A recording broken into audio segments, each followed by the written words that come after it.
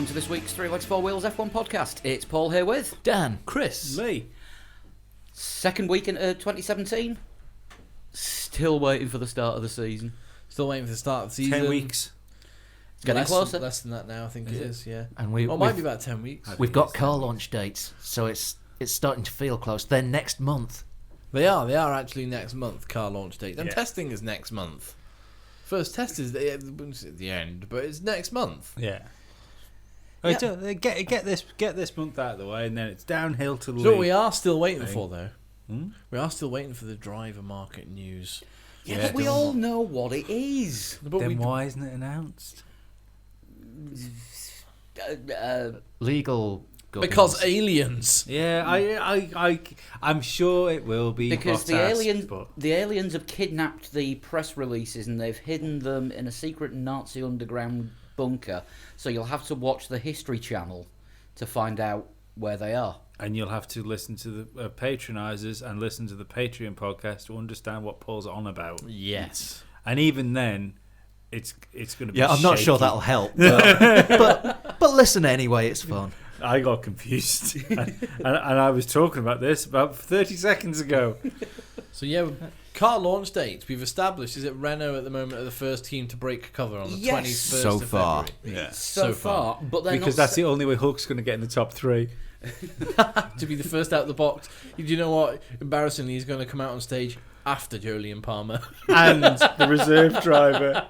and yeah. a couple of mechanics, so we'll be in fifth. yeah. He'll be the fifth one out. But they haven't said where they're launching the car. They haven't said where they're launching. No, the car. they've said when, but no one knows where yet. 21st of 21st. February. It'll be at the Feb. factory, won't it? I'd imagine. Well, that's where they did it last year. Yeah. Enstone. Yeah. I'm surprised there hasn't been a No, couple actually, they did it in France. I'm surprised there hasn't been a couple of, like, I mean, there's still chance, but some sort of event, would there be new cars and stuff? Like I've always said, I have no idea why they don't get together. They should, because that would be a massive spectacle. I if do they like an all auto did- Formula sport One thing. launch day. Yeah. Formula One launch day, like the day. Do it in the O2 or something like that. Yeah, and and it's televised, Yeah. and it's drawn randomly live on television. Who's gonna, in what order the cars are going to be unveiled, Yeah. and then all the teams have to do is bring in a massive trolley with the car on it and stand around with their corporate sponsors and pull the cover off. I think it's the corporate sponsors that's the reason why they don't want to do that, because every team wants to have its own launch event for the sponsors. Well, yeah, but it would be watched It would be watched with a Yeah, wider audience yeah. if there was, if it was a televised thing and all the teams did it at the same time. I think the only big problem with that is teams like Haas, for example, will want to do their launch in America. Their corporate sponsors are generally... Yeah, Well, but I mean, Gene Haas, but, I um, suppose so. Yeah, but even and then, Ferrari always launch at Fiorano. yeah, it's just a shame. It's a shame it's not something that could be done. I mean, You could still do an early launch with no cameras, just the corporate sponsors. This top secret, no cameras at all. So it's special just for you guys. And then have your big global you could launch allow in the O2. dispensation. You could say if a team want to pull out of find out how many teams want to do it for a start. Yeah. So if you just ended up with Haas and Ferrari being the only teams that aren't based in England, Toro Rosso. Toro Rosso. Toro Rosso. But they're fucking Red Bull anyway, aren't they? So I'm still going to put them as based. Their factory's in Faenza, Yeah. Italy, which is not actually that far from San Marino. But what you could do is just have a satellite link with those. Mm. So when it came to their unveiling, they could do theirs by satellite link. But for the teams that are there, you could do it all. Get Well, the that's the fucking thing, glitz and glamour on it. yeah. Get some lights, music, pulling the car out. Have your drivers all stood there with helmets looking And cool. the new overalls, Yeah. because that's a big thing as well.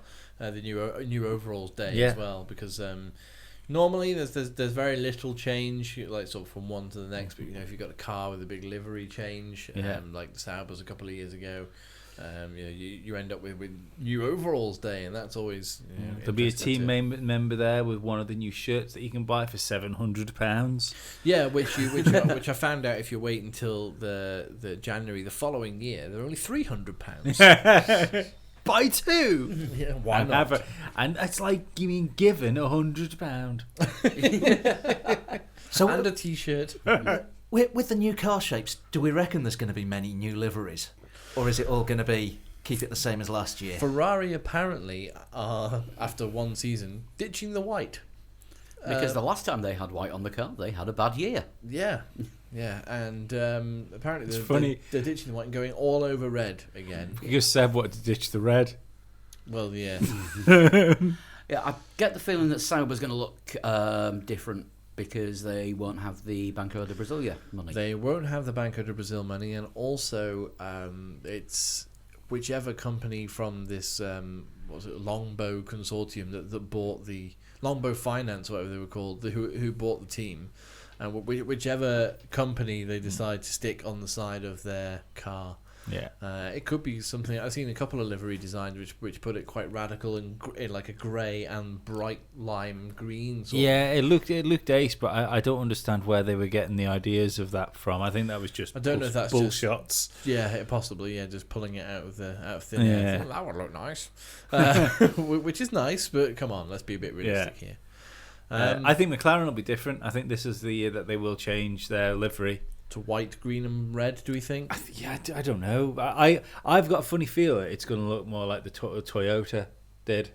I think we're going to see McLaren with no red on the car whatsoever, just a black car with white livery on it, like sort of white things on it, white Well, names. McLaren have been teasing the orange testing livery again, so we're probably not going to see what the actual McLaren looks like until probably Australia. Yeah, possibly. Because of course they do testing liveries as well. Do you remember Williams before they announced the Martini deal? Yeah, Dark blue they livery. always go dark blue before Red they start. Bull, The Red Bull The Red Bull sort of spiral camouflage Yeah. thing, Yeah. just to to make it difficult to Well, see that the was- aero parts. yeah. It was making it difficult to see the aero parts, but that's the thing. That's a trick that's actually been used in the automotive industry for a long time. When cars, which are still under development, like road cars, they go test track on the Nürburgring and things like that. They do them pure black, don't they, normally? Well, yeah, they do them black with sort of like stripes on them as well. They got like bits of putty on them to sort of hide the actual shapes and things, and that's where they got the idea from. Oh, right. The black and white comes from the Second World War. Naval ships. Because they didn't have colour back in those Yeah, days. yeah. So it used to just blend into everything. I've else. seen documentaries. Yeah, on the History Yeah. Channel. Yeah. No, because it was about old stuff. Oh right. Yeah, it's more likely to be on the Travel Channel. No. You used to get on the History Channel. You get flying saucers painted like that.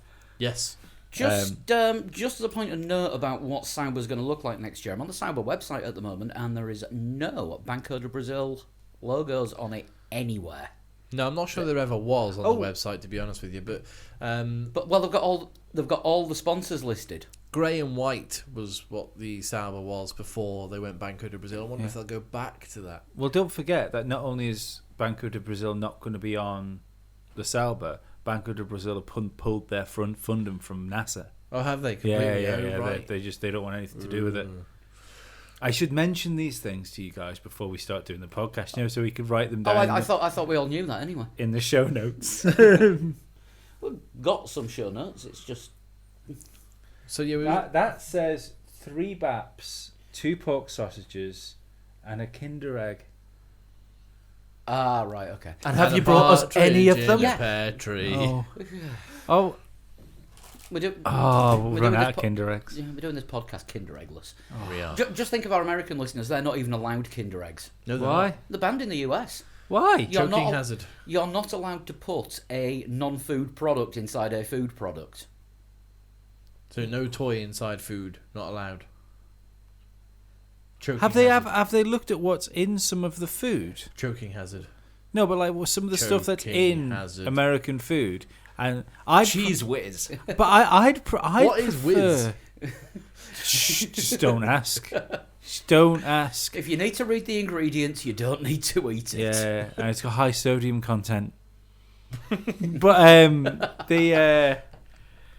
you like I think I like those Twinkie things. Twinkies. Yeah. Cakes with cream in I them. would prefer to eat the toy car inside the Kinder Egg than one of them things. Yeah, I've got to admit I'm with you on that. I had a Twinkie once. Never again. Right. It sounds like a euphemism. We're kind of was wandering after- away from F1 here. We are. We are a bit. We're digressing. Hey, it's the off season. Yeah, but it was after, was it Zombieland, where Woody Harrelson always is looking for Twinkies. For Twinkies. Yeah, that's after that I thought, well, I'm going to find myself a Twinkie. Disappoint. And of course, Die Hard's full of Twinkies, isn't it? Is it Die Hard? I think there's at least one Twinkie in Die Hard. I watched Die Hard on Christmas Eve. I don't remember seeing Twinkies. I didn't get to watch Die Hard this Christmas. We ended up actually watching Christmas films. Well, let's Die Hard is a Christmas film. let's move on. I wish I kept my Twinkie to myself. You have to after the court order. Anyway, so we've got car launch dates and We have, yes, potential livery changes. Yes, Renault on the 21st, venue to be confirmed. Force India at Silverstone for a filming day on the 22nd. Yeah.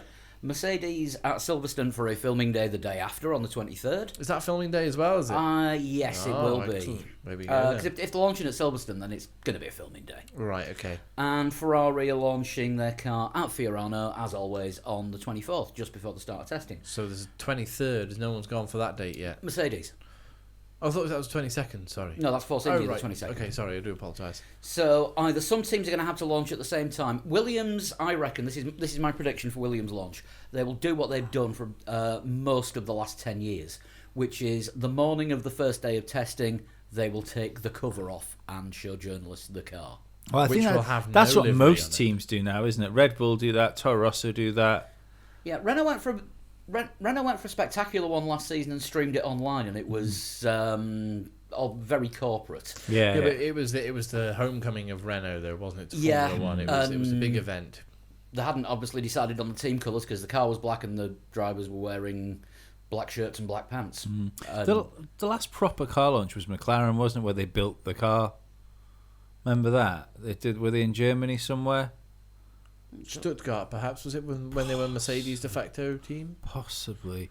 But it started off with a live cam, and they just brought parts in and Bolted it together. over the course of 10 minutes, bolted the new car together. I remember That's quite cool. Yeah. I remember the 1995 BBC Sports Personality of the Year. It was about a 2-hour show, and they had the Benetton team in a separate studio building a car from scratch during the course of the show. That was pretty cool. Well, that is cool. Yeah. I don't know if that's online anywhere, but if it is, it's well worth a look. And then the big sort of reveal at the end, and the push, the fully completed, has just won the second consecutive World Championship car out to the crowd. Of course, the Enstone team, which is now Renault. Which is now Renault. I can't see him doing that now. The amount of things Pastor Maldonado fucking destroyed. Renault could probably build one in the ad break. There has been some talk of Pastor Maldonado this week in Formula One. Has Has there? Yes, there has. Oh, please. It's been mainly rumour and speculation, admittedly. We're running out of seats now, And- though, because of... We're running out Manor. of seats. Well, we don't know that Manor are gone. Manor have still got an entry. We'll come to that shortly, but they need somebody who's got an awful lot of money behind them. I'd be interested. We might as well talk about Manor now, mightn't we? Yeah. I They take haven't put a launch date for their car, have they? But Well, to be honest, on F1 Motorsport.com, they're not even appearing on the list of launch dates. I take it There isn't even a anyone space for them to put the date on. anyone that's listening to our podcast now probably knows that Manor have done a bad monopoly.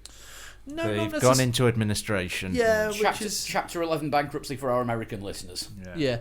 It's not necessarily a terrible thing, but it can very quickly become a terrible thing. It's if, pretty terrible. I believe that the staff have been told you want to be finding yourselves new jobs. as reported by Sky Sports. Yeah, the staff have been, if you want to continue working in Formula One, we suggest you go and find another team to work for. Yeah. Um, I'd be interested to know how far on they were with car development. quite far allegedly, but I mean, Yeah, allegedly, but this is what I'm saying. If they had a I'm gonna- buyout, I'm going to say it now for everyone who's listening to lighten the mood slightly.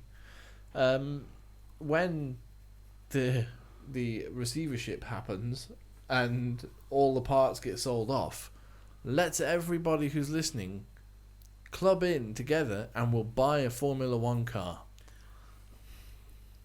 Oh, we could give it a go. Okay. Let's buy a 2016 or possibly even 2017 unraced Manor Formula One car. We're Where gonna- would we keep it? Well, yeah, what we're going to do is It doesn't matter. let's say a Formula One car consists of 100,000 pieces, for instance. Yeah. Mm-hmm. I'm just It's pulling- something like that, but Yeah. yeah, go on. What we're going to end up with is 100,000 fucking wheel nuts because we won't have communicated with our audience, and we're just going to have all the wheel nuts in the world. Or we'll just set a Kickstarter up to get the amount that it would take to buy the car. Let's buy Manor. Come on, listeners, let's buy Manor. 3 legs, 4 wheels, Formula One team is never going to happen. Let's be Well, honest. Crowd Power kept Caterham going for a year, didn't it? No, For or a was it race. a race? One race. I've still got my That's duffel nearly bag. the same as a year. I've still got my duffel bag from that, which I was conflicted about that as to whether or not I should give money to Caterham to race. I was sort of- Dan's a racing driver. He can be our old racing driver, but we need to go for like a youth one for the next for our For number 2. continuity, Yeah, because yeah. there's rumours of my retirement. And Well, we've got Felipe Massa sort of in the room a little bit, if you'll pardon the expression. Dan, you could have been world champion. at Felipe one point. Daza. Felipe Danza. Well, Twig's stepdaughter turns 15 this week, and she's been in a go-kart once. And he's got some fireproofs you could borrow. Yeah, he's got an old set of Jensen Button's fireproof underwear. Right, it's almost together. I mean, We're almost there. We're basically what Manor were last year. Yeah, we've even got a Stevens. I'll have to get a haircut. I can start calling people well mappy. Why, bruv? Don't do the Cockney chimney sweep. Save your Dick Van Dyke for something. No, I'm not even gonna- No. You started it. Yeah, End it now. that where madness lies. So yeah, the unfortunate news is that Manor are in administration. We hope that they don't go into receivership, and it's pulled. It's I'll somebody say it right manages now. to buy. I genuinely don't fucking care. Fair enough. I do. I care. I want them to survive. I want them to survive, and I want to see if they. I want to see 11 teams on the I grid don't next know. year. Not now, because if someone else comes in and buys them, they're going to be in disarray, and they're going to be fucking 5 seconds behind where all the other cars Yeah, are. there's no way a team could go bust, then get bought at the last minute, and go on to do well in the championship. Is the Lee? They're not exactly that team, though, are they? It's No, I don't think Ross Brawn's doing very much at the moment, is he? No, he's going to buy Formula One. Oh no, but he's going to run it. it's a bit late for that, Yeah, isn't he's it? going to fucking. He's going to run buy it. Manor, give Jensen a drive, win another world championship. win a championship, and then And go then fishing. sell it back to Honda. They've this already, is, they've already got the Mercedes engine in the back of it. yeah, they did them fucking a power are good, but the it's. Made them a rocket on the straights. I'm gonna put that was a lack of downforce more than the engine. I'm gonna put this out there now. My personal feelings of this: if they had someone to buy them, Yeah. I believe that team was pulled out because of how far behind they were in the development of this year's car. So I don't believe they've got anything. Oh, there's to go always racing something with. else. Yeah, there's always something else Yeah. to go with it. But I mean, until we hear any confirmation or anything, I'm going to hold out hope that Manor do manage to pull something, out of the bag. Not necessarily the current. What would you owners, rather, though, if it was a choice? Would you rather have I'd rather. an extra team on the grid, or would you rather Manor from 4 years ago back Well, what? 4 years ago. Well, the thing Yeah. is, I mean, that's when they were fucking well down off the rest of the field? well, that's the same thing. An extra team on the grid and Manor 4. No, that's for me. Sorry, or would you rather them not there? That's for me. well, as of 3 days ago, none of the staff have been made redundant, and work is still going on in the factory with the car. And they're in administration, basically to sort of put a freeze on Yeah. losses and debt payments, but they are carrying on as a business. But Yeah. administration as well is not necessarily like, oh well, this is it, we've had enough, it's the cash is gone, we can't do anything with it.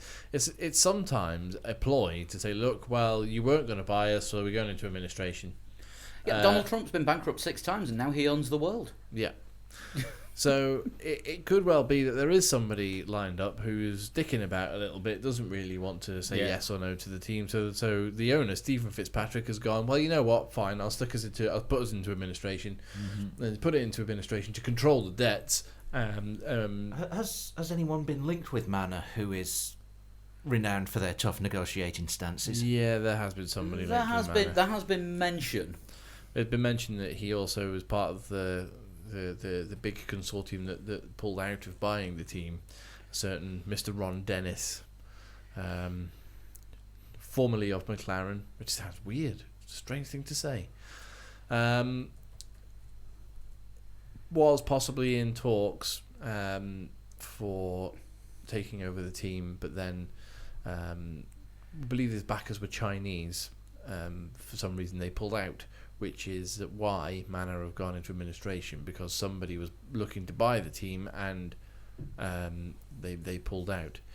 So it could well be, it's not necessarily the case, but it could well be that they've gone into administration in order to get the buyer a better deal. It could also be the buyer has let's say for instance it is somebody like Ron Dennis that knows the ins and outs of what's going on.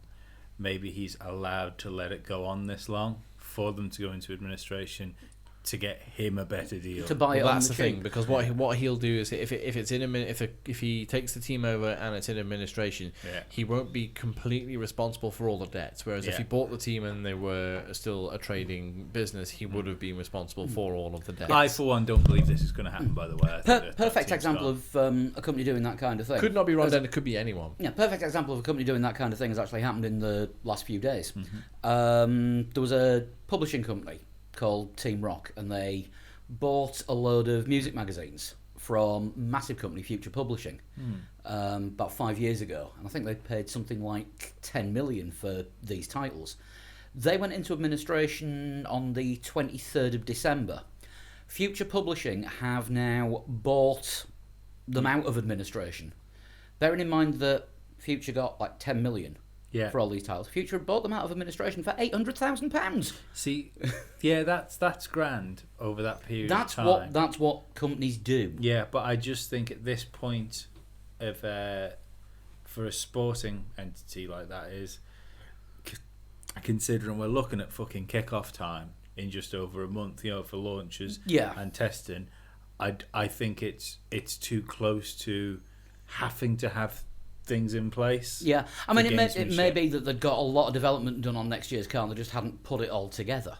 Maybe, I don't know. I just look at Renault last season. Yeah, I mean, we don't. Yeah, there's enough that we don't know.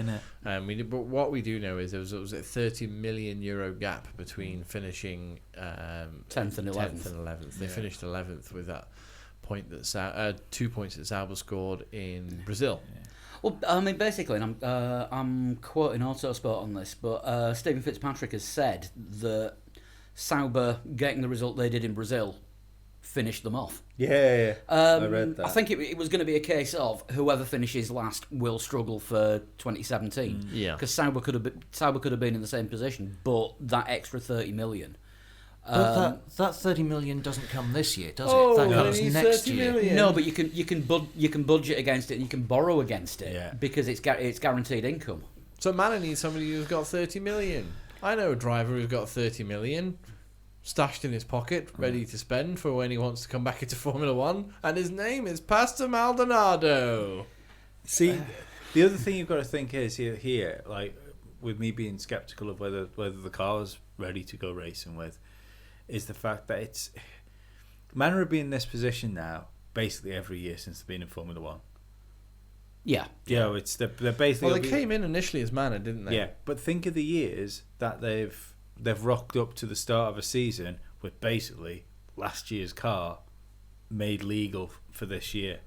That's not possible this year because of the rule changes. No, it's got to be a complete ground up redesign. So that's why I don't think that, I mean they might have the brain power there. I've no idea who does the work there, but I don't believe they've got the budget for doing that. Not in the time available. Yeah, and because they were boasting as well. Don't forget that they started working on their car in January. Yeah, but I mean, there's a difference between working on it and building it. Yeah. And the thing is, when you look at the fact that they've basically struggled through a year to go racing, where's the purse for developing this fucking basic new formula car? Yeah. So that's just my 50 pence. It's More going to be an than interesting I've one got. to watch out for in the next week or so. I wouldn't leave me fucking wallet lying around there at the minute. Like, No. Well, they're based near Silverstone, and they need all the money they can as well because the British Grand Prix apparently runs at a massive loss, and they want to get out of their contract. Well, no. Or do they? No, it's not running at a loss yet. They basically, the BRDC has stated that they will not allow the British Grand Prix to run at a loss, and it will do if the costs continue to rise at the rate that they have been. but why are the costs rising? Because Bernie. Because with the deal that they sign, it's incremental increases over the course of the contract. Right. They don't. It's not like a 10-year, £100 million deal where you pay 10 million Yeah, a yeah. year. It's 1 million in year one, 2 million in year two, etc., etc. It's a 5% escalator every year. Yeah. So 5% more every year. So when you take into account inflation, that's probably a little bit more in real terms than you were paying the year Yeah. before. But surely when they entered into this contract, They Silverstone knew will have that. looked at it for the next 5 years and said, yes, we can definitely cope with Yeah. this. And for the next 10 years, we can almost certainly cope with that. Yeah. This ties into something that Mac Perry was... Mac Perry Yeah, it was Mike. was asking us about on he Twitter. sounds like a DJ. Does a little bit. It's a DJ's name. A little bit, yeah. But what's Max said to us?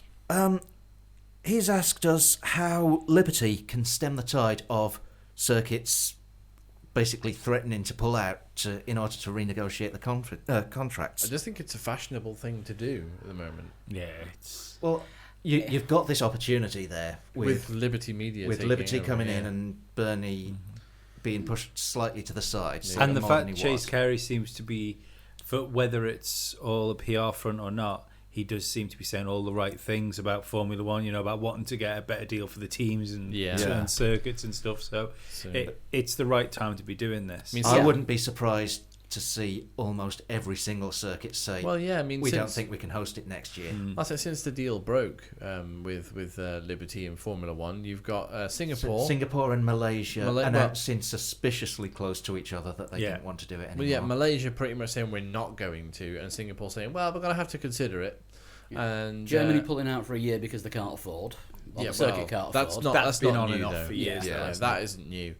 Now we've got the British Grand Prix, which is not, again, it's not new because a few years ago we almost lost the British Grand Prix completely. Yeah. Because it was like, well, The whole Donington debacle. Well, and it's then going to Silverstone had Donington, step yeah. in.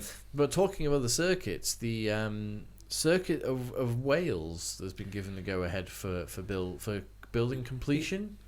Is that not kind of similar to the New Jersey Formula One circuit, though? No, this In that circuit of it's- Wales is actually a proper purpose-built circuit, not a street circuit. They're not going to be driving around the middle of Cardiff. This, But, I mean, similar in that it's something that's kind of... Might happen, but probably There's a won't. contract there for things, but it's Yeah, getting they had a pushed back. they had a MotoGP contract for 2017. Yeah. That's not going to happen because where the circuit is still fields and sea. Yeah. So, So very not like New Jersey. yeah, New Jersey is tarmac and sea. And if anyone Which knows is anything closer about, to a racing circuit yes, than it the is. circuit of Wales. yeah. Yes. if anyone knows anything about construction in Great Britain as well, I don't think Britain are capable of throwing a circuit together in 6 months.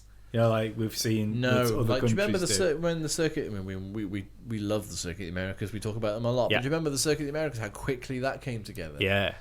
I remember David Coulthard racing Going around. off in- Oh, roading. racing around where the track would be on Yeah. dirt. Yeah. because it was just desert. Mm-hmm. Well, India did a similar thing, didn't they? India They did do a similar thing. That was Vicky Chandok, wasn't it? Yeah, It was, that buyer's remorse. Karun Chandok's dad Yeah. did that. Yeah, And with Vijay Mallya, I believe. So no wonder there's no Grand Prix in India at the moment. Yeah, the circuit of Wales is promising big things, but at the moment, like you say, it's all fields and sea. Yeah, it is. So And it's Were they allowed there? Ebbw Vale, isn't it?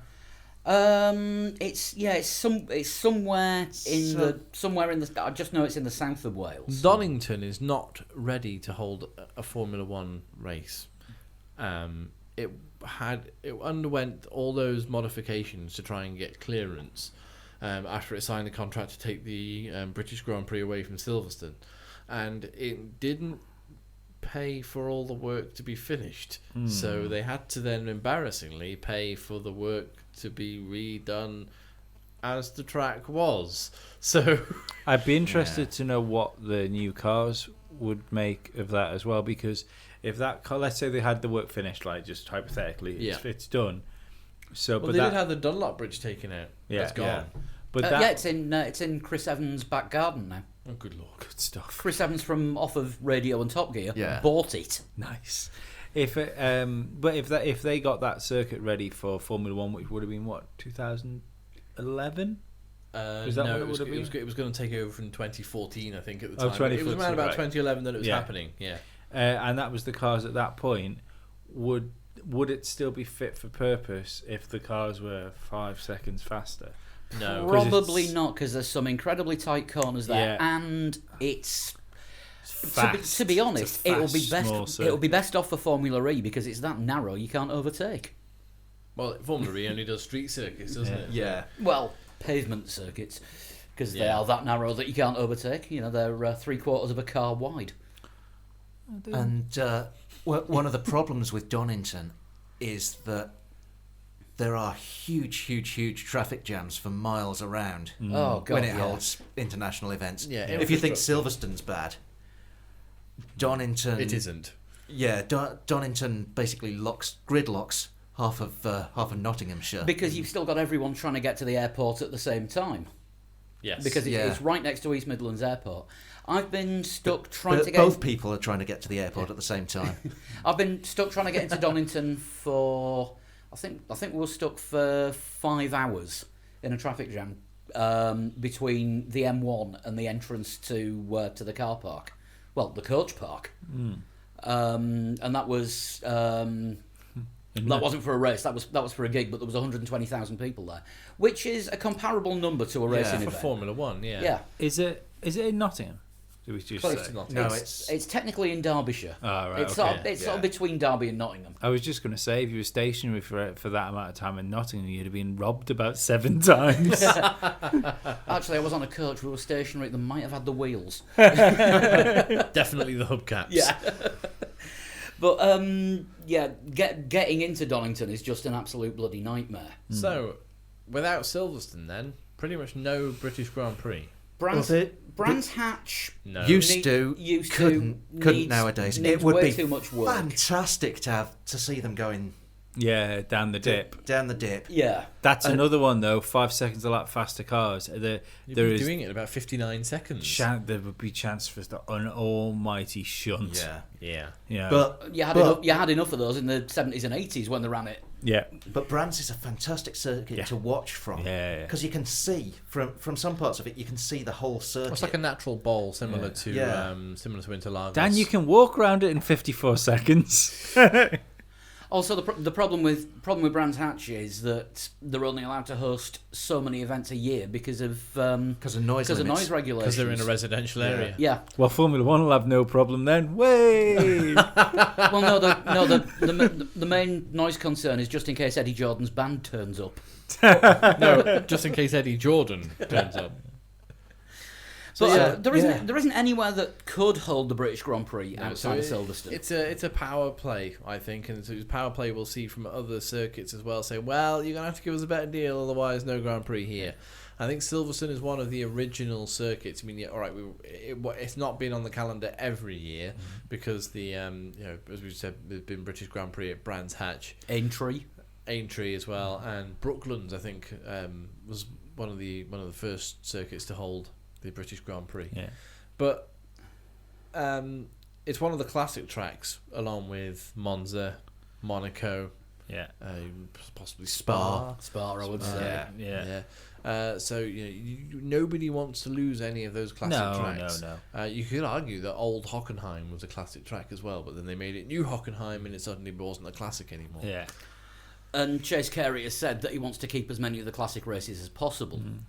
Which is good. Which is probably the reasoning behind Silverstone doing this. Yeah, he thinks Abu Dhabi's a classic race, though. Don't forget that. See, I've got a funny feeling about this whole like the Chase Carey and stuff, because I think the circuits might be looking at this the wrong way, because when he says he wants to give the circuits and the teams a better deal, I don't believe that means like giving more of what CVC already get. I don't believe that he means I'm going to give more money out rather than take it. I think what his plan will be is to make Formula One more financially viable, because more money comes into the sport. So essentially to give the teams and circuits more chance to make money rather than him letting them have more for less. We were talking, or you were talking before we started recording, about him trying to big up the show and make it into a week-long festival rather than a weekend, which gives the circuits gives the circuits chance to make more money. Yeah. Well, the thing is, if you travel to a Grand Prix, you are, because I don't know. I'm guessing this because of the Grand Prix I've been to. This might be where Silverstone falls down slightly, because I don't think a lot of people travel to Silverstone to watch a Grand Prix. Because I think a lot of Brits go. Yeah. So that's why the British government don't want to put any money into the British Grand Prix, is because it's not actually bringing any money into the country. They're not thinking about the amount of jobs that it creates.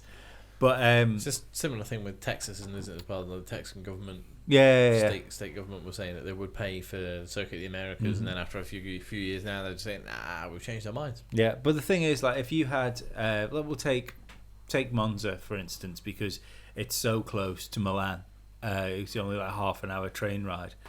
The if they had a lot like events in Milan on the lead up to the Grand Prix, maybe a street race or demonstrations even would be even better. Some things stuff like that. People go to a Grand Prix for X number of days. People don't just go for the weekend if they're travelling there. Yeah, and more support races rather than just like GP3, GP2, the occasional circuits. Yeah. Because there are some circuits where Formula One turns up and that's it, and then Formula One disappears. There are some where you get the Porsche Super Cup. Yeah. And then Porsche Super Cup and then Formula One. I'm convinced that 2019 we will see two race weekends, like a sprint race and a feature race. Yeah, or the I don't know, but I still think No, I don't think it's going to be that soon. I think it's going to be 2020, because that's the start of the next Concord Agreement. Oh, is it? Yes. Right. That's when the changes will come in. Yeah. Because at the moment the teams have agreed to one race per weekend, in a binding contract with FOM. Yeah, it's a binding contract unless people agree, isn't it? And if or Ferrari disagree. Yeah, but let's face it. If all of a sudden these people were said we should do this, and we've projected, you will all make 100 million each. There isn't a single team on the grid that wouldn't go, we should try that idea.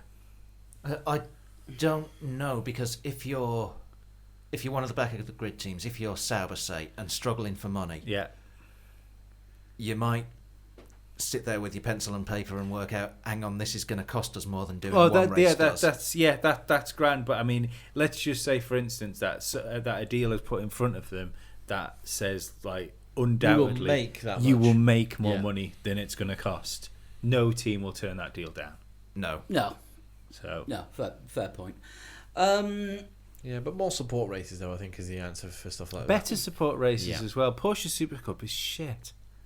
To be honest, it really is. Yeah, and GP2's not a lot better. It's better when you watch it on the television. But the problem is, with support races for Formula One, you've already if you've gone to qualifying, you've already seen Formula One cars.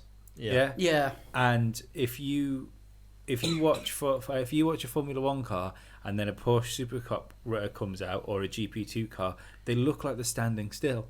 Yeah. It's just not exciting. So what sort of thing would you think about then? I don't know, to be perfectly honest. I don't know what you could have that would fit properly. I mean, GP2 should fit. It ticks all the boxes, but I think it's half the battle is it's not the feeder series we want it to be. See, remember when they were talking about before WEC properly like took off like it has done, where it's been like pretty sustainable as a championship on its own. There was rumours of them making a sports car world championship using LMP1 cars in a Formula One style championship. Yeah. That would have been perfect. If you could have had a Formula One race weekend with the Sports Car World Championship as well, and have like the qualifying on the same day and a race on the same day, that makes that. I mean, Well, I mean, look at motorbikes when World Superbike. £150 a ticket would be a fucking easy deal. For I that. mean, look at motorbikes when what you got, like you can have from a UK perspective, for example, you got British Superbikes, World Superbikes, and MotoGP can all be on the same day. Yeah. But they try and stagger the races so you can see all of them, even though they might be at completely different locations. You know, obviously the British Superbike somewhere in the UK, and then you've got maybe World Superbikes might be in America, and the MotoGP might be in Japan. Yeah, well, there's a lot Formula One can learn from MotoGP. MotoGP, just the motorcycling world in general. Yeah, but like for instance, what we're talking about support races there. Look how important MotoGP has made Moto2 and Moto3. Yeah. They've like, and those two championships are that good. You know when you're watching Moto3 that And you see a guy Kane in it. if you're doing well in Moto3, I wonder how he's going to do in Moto2. Then he does well in Moto2, and you know he's going to MotoGP at some point. You know, it's a proper feeder series, Like Marquez. Yeah. And that it almost works. Remember, like my fantasy Formula One idea of where GP2 would essentially be like a league format. Yeah, And if you were, teams get demoted. yeah, that's the MotoGP is the closest thing you could realistically have to that, isn't it? Because it's a proper pathway into the Premier class. I mean, it used to be like that with teams as well, because Jordan came up through Formula 3. I mean, Manor came up through Formula 3 and things like that. And it's just, it doesn't appear to be that sort of way anymore. And I think what we'll see is if new teams come into Formula 1, and I'm just going off on a little bit of a tangent here, it'll be based on the model that Haas have done. It'll be taking on a manufacturer's as much help as they possibly can from a manufacturer, and then building themselves from there. Do you know what would be grand now is if, I mean, you couldn't do it because it would cost a fucking fortune, but if money was no object and we were still back in tobacco advertising world, you've got, let's say the new cars are 5 seconds faster, like for instance, or what's being projected. Yeah. So that means GP2 could be Formula One cars now. Yeah. And then those cars, none of this, like 10 races or 5 races a season. They start in Australia, and they finish in Abu Dhabi, and that GP2 follows Formula One, which is what I think it should be. That would make it a real feeder series. Yeah. And to be perfectly honest, you could probably dump GP3 at that point and just have GP. Well, GP3, you've got different formulas, haven't you? With GP3, you've got GP3 Euro, GP3 Asian, GP3. I don't know if there's an American one. Formula Ford seems to be where it's at the minute for young drivers that are coming into Formula One. Yeah, Formula Ford and then into Formula 3. Generally. That's how. So that's and then skip European GP2 and GP3 and go straight into a Formula 1 car. Well, by the time they've done GP3 and GP2, they're too old. Yeah. Yeah, these days, yes. Yeah. Wasn't like that when I was a lad. No. What else have we got? What else have we got? One thing that we haven't put on, it went on the Facebook page earlier today, but Gutierrez. Formula E driver now. Yeah, apparently so. Yeah, do you reckon he's going to get points? I fucking hope not. That'd be so funny. I think he probably will. I'd imagine he will. If he doesn't, there's something wrong. Oh, you've just got to turn up to get points. Everyone gets a special point for participating. Well done. Does he get a participation trophy? That's the one. I did a good race. Yay! Anyone see what went on kind of in Las Vegas-ish with Formula E at the weekend? I didn't watch it, but I haven't seen Formula E for. It wasn't a Formula E race around Las sorry. Vegas. Oh, go on. It was a simulator race around a simulated Las Vegas in Las Vegas with Formula E drivers. What? Yeah, they had an E At race. Formula PlayStation. Pretty much. If that's the future's shit. Basically, they've just had they built a track and done a Formula E weekend. Well, yeah. Well, Forza has Formula E in it, don't they? And they did that was quite a cool thing, I think, because from what I gather, their Forza thing, you could race the race that they were racing. Right. And race with them. Yeah. Yeah, I seem to remember something like that. Which seems weird because that means you're not watching the race. Yeah. Yeah. But yeah, so to see where you'd land if you were a part of the Well, I Formula always did E that grid. with the Formula E Yeah. that we were doing with the F1 2016, sort of comparable lap times. Mm. And I think we had a couple of races where we were faster than they were in the race. Yeah. Or Oh, Formula do you know that And- game? and there That were- game's so much fun, but it's so far off being actually real when you look time wise. Well, the tops of the leaderboards are ridiculous and things like that. But I mean, our actual sort of little clan who were playing Formula E with us, they were quite close to the lap time. Sometimes a little bit slower than Yeah. qualifying times. Sometimes a little bit quicker. Mhm. So I think it's all sort of. But it's strange to think that you can race the race whilst they're racing the race to see where you would have finished in Instead the of race watching if the you were- race. Yeah, I think I'd rather watch the race than. Yeah, it seems like very spaffy, ideas. It's techno nerd to the max, isn't it? Yeah. Really? Let's be Yeah. honest. but wouldn't it be kind of cool to watch the race from behind the guy battling for third? Yeah, but it's never really Yeah. going to work because, like, what happens if you crash into somebody? Do they get like, sorry, mate, In real life. pull over? Yeah, pull over. The lead drummer's just crashed into you. on Xbox, yeah. Well, with some small explosives around the cars, you could actually set this up. I tell you Why, what, why have you got this mad scientist look about you when you're saying that? That's what. Don't rub your hands together and make that face. is Robo Formula this year? No, that's the next Formula E season. What, The Robo Formula. with no drivers? Yeah, that's 2018. 2017-18. Right. Okay. Because Formula E runs over 2 years. Yeah, but is that something to do with Formula E? Is it? That's I going to think it's going to be the race. support. It's a Yeah, support race, yeah. Right. it's a robo race. Yeah, Formula RoboCop. Formula Software. Formula Microsoft. You can tell who's using Apple Maps for the navigation system because they've gone off track months ago. The Windows 10 car gets halfway around and then restarts. I was going to make a joke about Windows crashing, but that was too obvious. The Linux car just gets hacked by everyone. Should we talk about Honda? We can. One good thing about the Linux car, though, the drivers are free. Yay. He made a funny. Let's talk about Honda instead. Halfway around the circuit, need to update my drivers. They are completely redesigning the engine. As are Renault.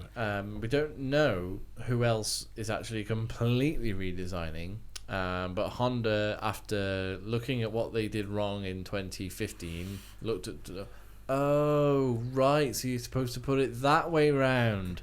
And then did that for 2016 and went, we think we've got it right now. And then for 2016, they were like, well it's better, but... The bit that puts all the power out, that's meant to be attached to the wheels, right? Oh, got ya. It just goes to show that what the token system's done. Because they must have been sat there for ages going, we can fix this, we can fix this, we can fix this. As soon as the token system's gone, we can now actually fix it. Well, it was a Well, we've got to wait and see, haven't we? Well, it was a token attempt at an engine for the last 2 years. Hey! Yeah, 2015 was no good. 2016 was better, but again, not what McLaren would have been expecting, or Honda for that fact. I did read an interesting article, and I'm trying to wrap my brains trying to remember who tweeted it, but it was basically said that Ron Dennis's departure from McLaren was due to the fact that their relationship with Honda was souring at an alarming rate.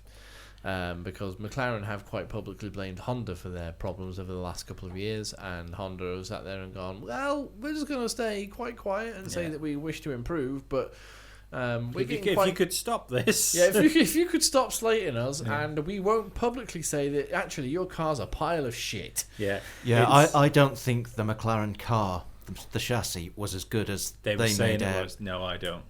Because at circuits where cars with poor engines were doing well, McLaren were doing okay. McLaren weren't shining. No, No. not like the Toro Rossos, for example. Were. Yeah. Early season. Yeah. Well, even late season.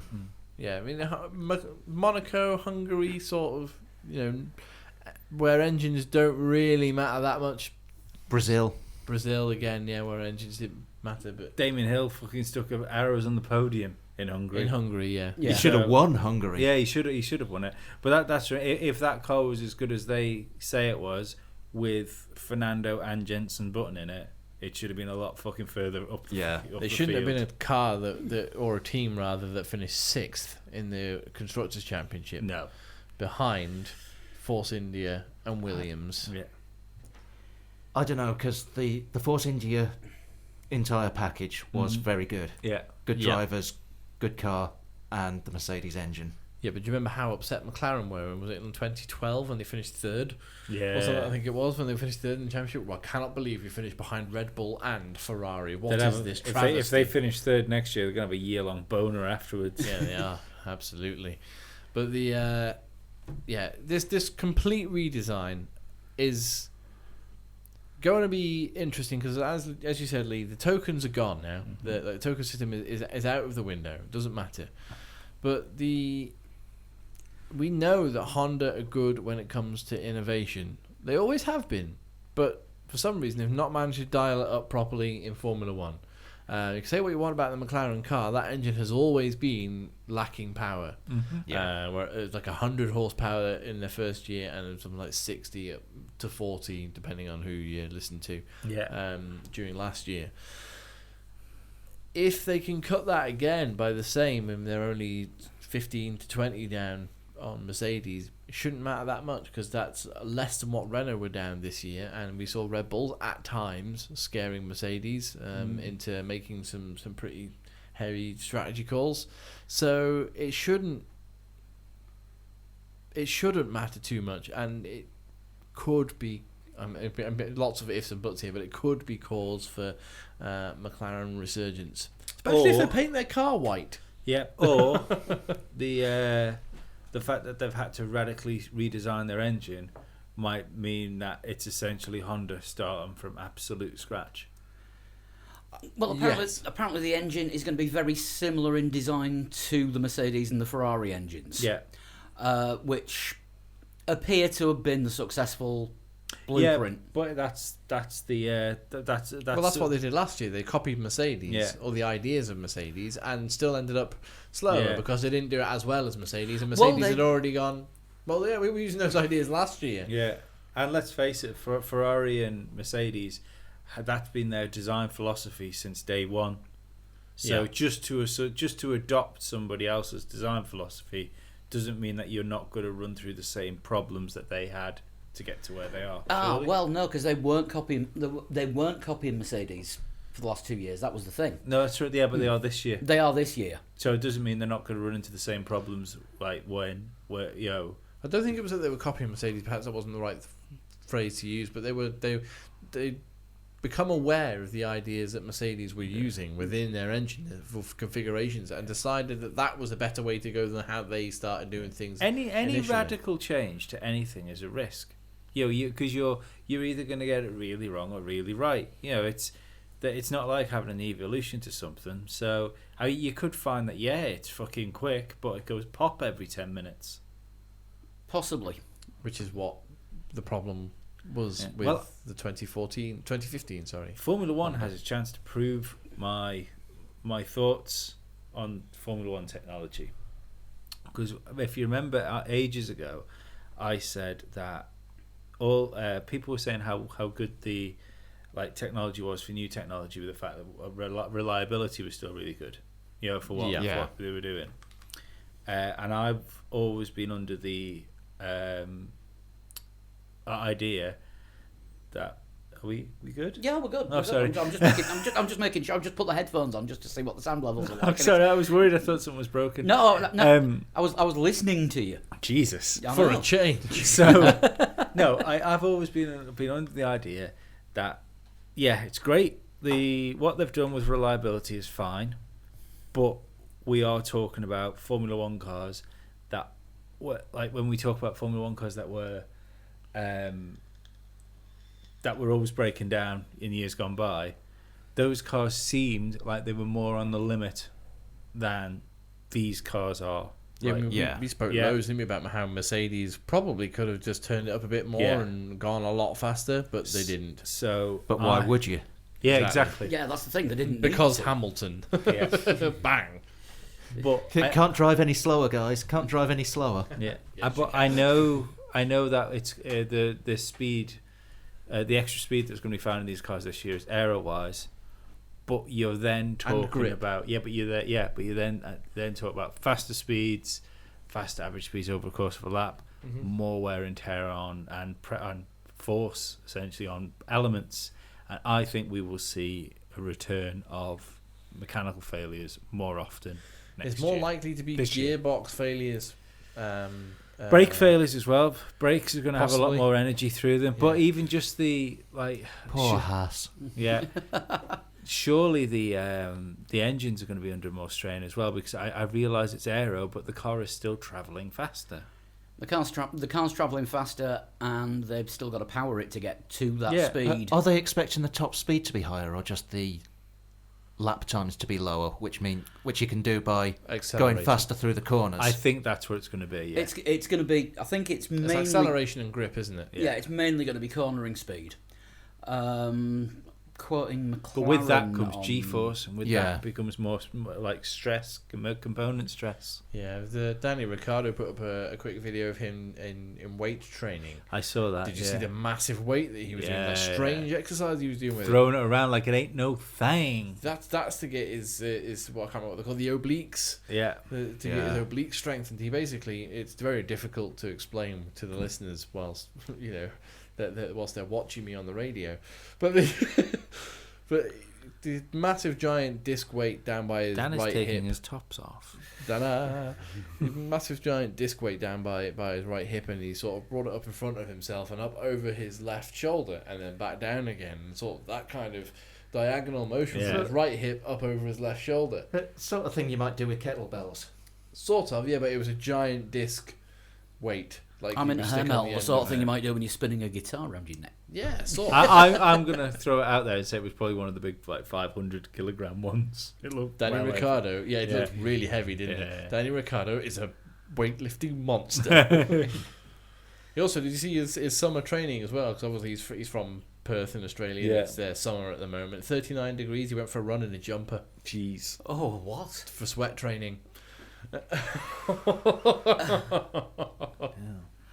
I remember when talking of bizarre training methods, I'm showing my age again, the 1984 Olympics in Los Angeles, there was a marathon runner who trained in his garage with the door open, but his car outside with the engine idling, just to get an idea of what it'd be like running a marathon with In LA. In LA with petrol Yeah. fumes. I'm surprised you don't remember them chasing saber-toothed tigers. Still a year younger than Dave Grohl, and I always will be. It's not. That's not something you can use in your defence, I'm afraid, Paul. He's a drummer, you meant to like He's a him. very young, handsome-looking man. And he's a year older than me, to the day. Yeah, exactly. This isn't. It's not a good thing, though, Paul. He had an easier paper round than me when he was a kid, obviously. He was in Richmond, Nirvana. Virginia. There was nothing fucking easy about that job. Moving on. He should look like Keith Richards left bollock by now. Not exactly familiar how that looks, but anyway. Grim.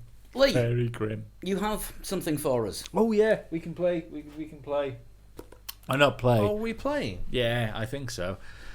Lee's got a game for us. Excellent. I We've got a thought- game, and I've got a quiz in a bit. I as well. thought This is today, going oh my god, I've got to well. read my own handwriting now. It's like I went to school in Cairo. I Circle, squiggly line, something that looks like a cat. Triangle fish, Yeah. Eye of Horus. Upside down leg of ham. Bird abusing a tiger. I've asked you. We're gonna do top 5. Yeah, but we're going to do top 5 of which 5 drivers do you think are going to have a good year, which are going to have a bad year, and we can go around and we'll all start from 5. And I want reasons for why. So number 5 in bad or good are we going to do first? We'll do good first. Right. Well, I'll let you go first then, Lee. Right. And then I'll go first to the next lot. Well, number 5, it's a slightly obvious one, this, but Lewis Hamilton, because he has Formula One, he has Mercedes to himself. Oh, hang on, Lee. There's something in front of you. Oh no, it's gone. It was low-hanging fruit. You've just picked it. Oh, it's a tumbleweed as well. Yeah. Give us your number 5 then. Okay. Well, I'm gonna go slightly different, but still staringly obvious. Max Verstappen. He is gonna have a good year Yeah. because he's proved what he can do with the majority of the season in Red Bull. Yeah. Red Bull say they're going to be better, but I don't think he will be the best Red Bull driver, but we will see him competing for more wins. Dan? Danny Kvyat. Ooh, For good year. For Goodyear, Yep. yes, because it can't be worse than last year. can't be unless he gets replaced, which I think is a definite possibility. I don't think that's going to happen. In that case, he'll have a ghastly year. I was gonna say that, and I chose not to. And I think the Toro Rossos are going to do pretty well. Yeah, I think you're probably right. My number 5 driver to have a good year. I mean, I've sort of gone with drivers pressure off them for good years. Valtteri Bottas. Because if it doesn't work out for him at Mercedes, well, it's Valtteri Bottas. It's his first year at Mercedes, and if it works out for him at Mercedes, it's Valtteri Worked Bottas. out. It worked out for him at Mercedes. so pressure off. I think he's going to have a good year because it can't be any. I don't think it can be any worse than a failing Williams, which is slowly falling back. I think that Mercedes car could be up at the front end and give Bottas... Probably will be. Yeah, probably will be. Yeah. We give him a good chance of it. So, pressure's off for Bottas. Gives him I a think. chance for his first win, doesn't it? That's the It thing. does, yeah. Yeah. At number 4, as who's going to have a good year? It's Kimi. We've got, because it kind of doesn't matter to him what happens, because he will just get on with it. Ferrari aren't going to produce a good car, I don't think, but he will just get on with the job, and he doesn't seem to be getting any of the pressure thrown at him. No. So yeah, I just think that whatever Kimi's given, he will do the best that he can do with it. He's a lot more low key than Vettel, Yeah, isn't and he? therefore Yeah, he will have a lot more. Little bit of understatement there. he essentially can't have a bad year unless they change the design philosophy and he ends up spinning the car all the time again. Yeah. But that'd be Ferrari's fault, not Kimi's. So, Yes. yeah. My number 4, Hulkenberg. Because I think the Renault it's going to come on leaps and bounds. Yeah. He's managed to get results out of decent cars in the past. Yeah. And Renault is going to be a decent car this season. And I think he's going to do well. And out he's of got it. himself into a works team. He's got a works team which Yeah. he's got the backing, he's got the support. He's obviously a number 1 driver, which is where he needs to be at this stage in his career, and he's got it going on. Yeah. I'm sticking with the same theme as last time. Sainz. Science. I think the Toro Rosso is going to be a really good car next year. And I think he's going to be jockeying for podiums more than once in the year. I don't think that's a bad call whatsoever. I've actually put Kimi Räikkönen as my 4th driver as well. So for exactly the same reasons that Lee said, it's he can't do anything wrong, and if he does, it's Ferrari's fault, isn't it? Kimi is. Blah. He's not supposed to even be in Formula One this year. He wasn't supposed to be there last year. He wasn't even supposed to be there the year before that. And he keeps being given the seat because he's Kimi Räikkönen, and as you say, he just gets on with it. He's on course to get a part in Clerks 3 at this rate, just to turn up and say, I'm not even supposed to be here today. My third driver for who's going to have a good year next year is Daniel Ricciardo, because I think he's going to win the World Championship. Ooh. If that Red Bull is on song, Yeah. that's a good call. Hang on. Yep, just heard Gemma going squee. My number 3, Dan's already touched on this, Carlos Sainz. Did great things in a Toro Rosso with an underpowered engine last year. What the hell's he going to do with a full-powered engine this year? Going to be interesting to see, isn't Yeah. it? Mm-hmm. Now, I'm disagreeing with you a bit, Lee. My number 3 is Vettel, because I think the Ferrari's going to be a lot better than we're expecting. How can we expect anything from Ferrari apart from absolute turmoil? Well, they might turn it round. Yeah. This is the thing. Their engineering isn't the problem. With a And new if set of if they've rules- looked at what their problems are and said, okay, we need to sort out the management. Yeah, get rid of Sergio Marchionne. No, they don't need to get rid of anyone. They just No, need to I know. to calm down a bit. It's who Yeah. they've already got rid of, which is going to be the problem for this year. Yeah.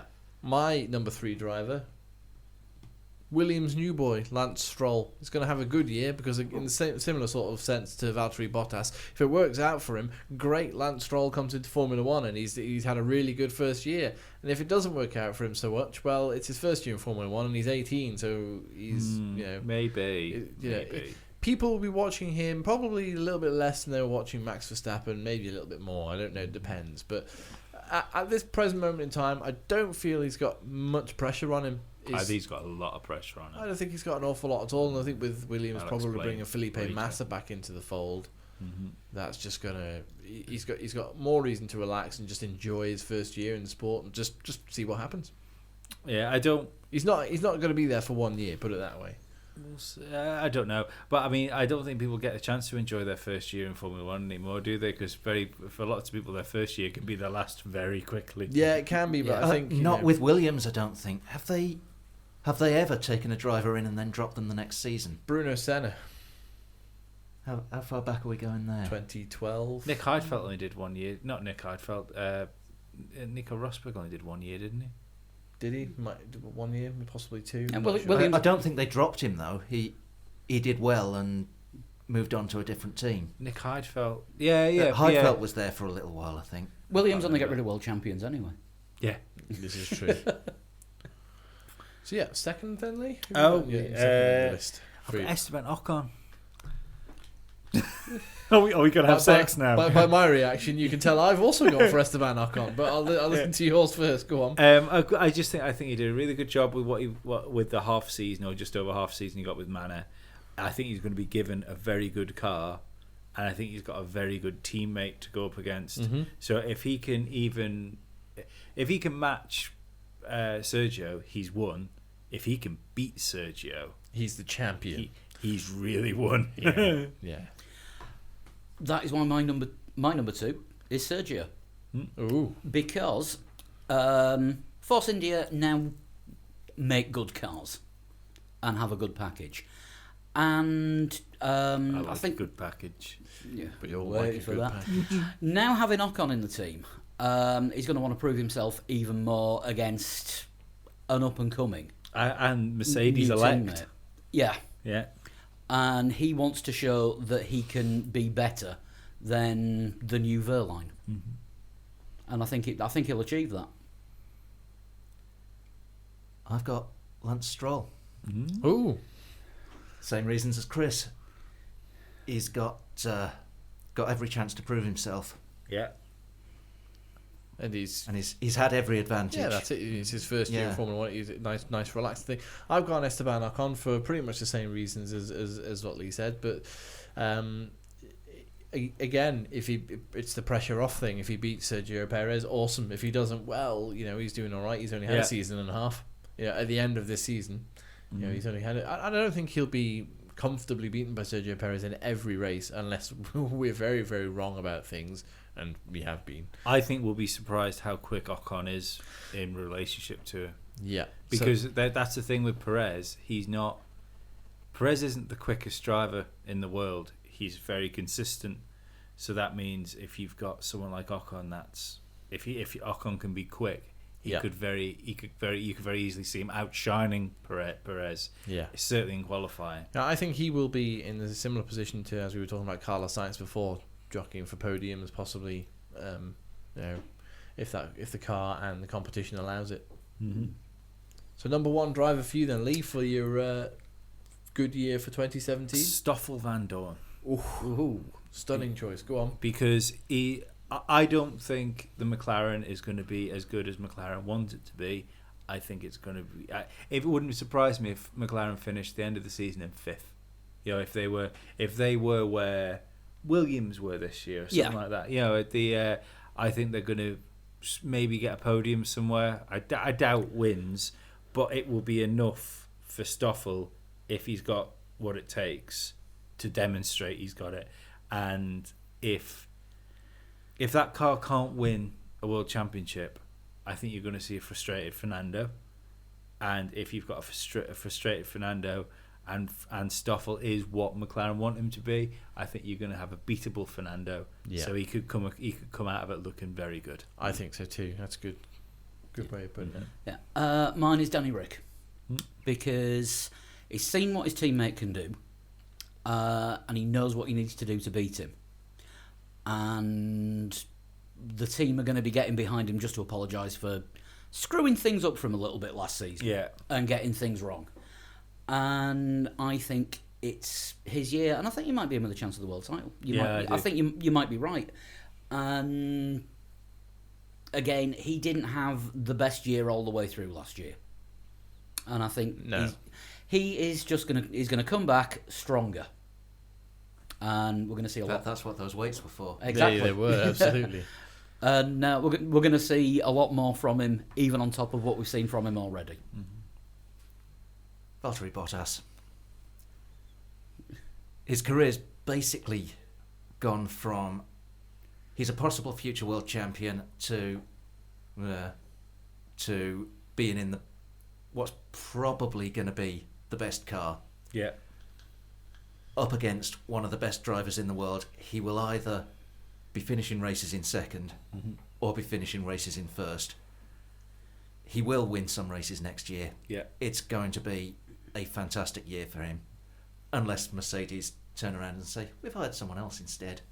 Which would be completely devastating But, for the young man. but assuming what we all think is going to happen with the race signings. I've gone very left field for my choice of number one driver who's going to have a good year in 2017, and it's purely because he shouldn't probably be on the grid. He's there by default. It's Jolyon Palmer. That Renault, as you said before, is going to be an extremely good package. It's going to be a lot better than it was in 2016. He's already had 1 year under his belt, and we know from his experience in previous formulae that he's got the. He gets better with time. He's slow build. Yeah, he's a slow build, slow burner. Yeah, he gets better with time. So I think We saw him getting better towards the end of last season. absolutely, yeah. So I think now that he's got one season of Formula One under his belt completely, rather than just doing Friday morning practice sessions in a car that Maldonado was going to go and crash anyway, that he's going to start bringing the performances, and I think he is going to be able to push Nico Hülkenberg, even though it's going to be quite obvious that Hülkenberg will be the number one driver at Renault. I think he's going to be able to push Nico Hülkenberg, and I think he's going to have a good season. I think he's going to make up for the mistakes that he made last year. I think it's much better for him to have Hülkenberg there, because we'll get a real gauge on whether Jolyon should be there. Yeah. Because if it turns out that Jolyon shouldn't be in Formula One and he gets whitewashed by Hülkenberg, then you can pretty much say, in relation to that, Kevin Magnussen probably shouldn't be in Formula One as well. Joe, because it was definitely K-Mag at the beginning of the season, but then by the end of the season it completely swung around the other way. For result, if you look at it, I know you can't, it's not like they were scoring points every 10 minutes, but if you actually look at race finishes and qualifying positions, by the end of the season, Jolyon was ahead of. Yeah, and he changed my I think opinion more as well. often than not. Yeah, and he changed my opinion. I was like, at some points last year, I was like, he's probably not going to make the middle of the season performing like this. I think we And I all don't said think that. he deserved to make the middle No, of the season. No, you're right. And he swung my opinion around completely in the latter half of the season. And I believe, much like Rosberg in 2015 into 2016, he's going to carry that momentum through. Yeah. Palmer only made it to the end of the season because Rio Haryanto ran out of money and Ocon got put in the manor rather than getting put in Palmer's seat. But yeah, Is that a Palmer's there theory by- or That's my theory. Palmer's That- there by default. We Yeah. know this. Yeah, maybe. Yeah. That's a very good point. So we should go for 5 drivers who are going to have a bad year. Bad year. Bad year. Number 1, or number 5, I should say, is Fernando Alonso. Because that car, given Fernando's age, will not be good enough for Fernando. Unless that car goes out and gets pole position and can fight for a win, that car's not good for Fernando. And I think if he's going to be happier in a way because he's going to be racing, but if he's looking for that third world championship, I don't believe it's going to happen in McLaren in the time he has left in the sport. My number 5, Lewis. I think he's going to struggle this season. The car's going to be good, but it's going to be a mental struggle for him this year because he's had 3 seasons of having to fight against a teammate. If, as we think, Bottas is coming in, he's going to be the number 2 driver, is Valtteri. And Lewis doesn't have anyone, hasn't got the challenge from within the team. And he's just going to be phoning it in. And I think that's when you'll see the mistakes. you don't think there's a chance that the other teams doing Might better, improve. the Red Bulls, possibly the Ferraris, Yeah. might end up pushing him even if his teammate can't? No, because I don't think he's looking at the other teams because he is that self-centered. It's everything that's going on within Mercedes, and I think that could be his undoing. Could be. Bold. It is. Right, Go on, Dan. you might take issue with this, because I had him in my other list, Lance Stroll. He is up against a teammate who everyone has written off, but who almost won a world championship and then got written off because he was in a car that was slowly declining and going backwards through the field. If Lance Stroll can't actually beat the guy who nearly won a world championship, then he's going to be written off as just a pay driver. He's only there for the money. He's no good. Yeah. When he could actually be a perfectly serviceable driver, just being beaten by someone who's better than him. Yeah. So he's got a lot to lose next year as well as a lot to win. My number 5 driver is the same as Paul's, Lewis Hamilton. But it's not for the same reasons, it's for completely different reasons.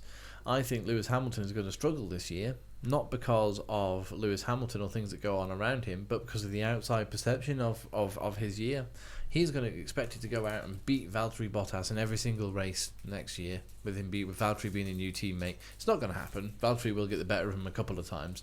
If not, possibly more often than not, Valtteri might end up being the on top Mercedes driver. We just don't know. But if Lewis Hamilton goes out and wins every single race this year, the coming season, people will go, yeah, that's what we expected Lewis Hamilton to do. He hasn't got the challenge from Nico Rosberg. He's easily won another world championship. If he doesn't go out and win every race next year, it'll be, well, Lewis Hamilton's been jaded by that championship loss to Rosberg. He can't win this year with the media, with the outside world looking in at Formula One. Lewis Hamilton's almost in a no-win situation. So I think even though he might have a good year within himself, from the outside perception of Formula One, I think it will be perceived as a struggle for Lewis Hamilton. Unless he wins the World Championship, he'll be looked at as a failure. And even if he wins the World Championship, it'll be, well, that's what we expected him to do because Nico Rosberg's not there to challenge him. Yeah. No win situation. Yeah. Number 4, I've got Valtteri Bottas because This is a good game. yeah, I think Lewis is going to batter him, to be perfectly honest.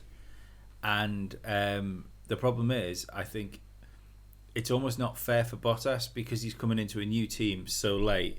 I think that's what's going to give Hamilton the edge over it. I think Paul and Dan are almost right with Lewis. Yeah.